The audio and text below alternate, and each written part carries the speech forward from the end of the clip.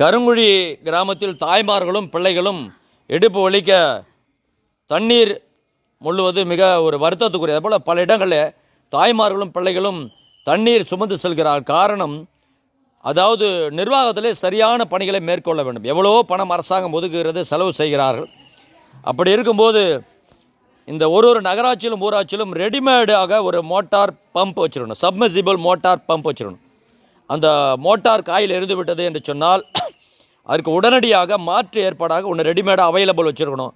அப்போது ஒரு காயில் போயிடுச்சுன்னா அதை எடுத்துகிட்டு உடனடியாக அதை உள்ளே இறக்கி அட் ஏ டைமில் தண்ணீர் சப்ளை பண்ணலாம். இந்த மாநில முதல்வர் திரு ஸ்டாலின் ஐயா அவர்களும், அவ்விதமாய் திரு எம்ஆர்கே பன்னீர்செல்வம் ஐயா, அக்ரிகல்ச்சர் மினிஸ்டர் திரு எம்ஆர்கே பன்னீர்செல்வம் ஐயா அவர்களும் அதிகாரிகளும் கவனத்தில் கொள்ளுமாறு நான் அன்பாக கேட்டுக்கொள்கிறேன்.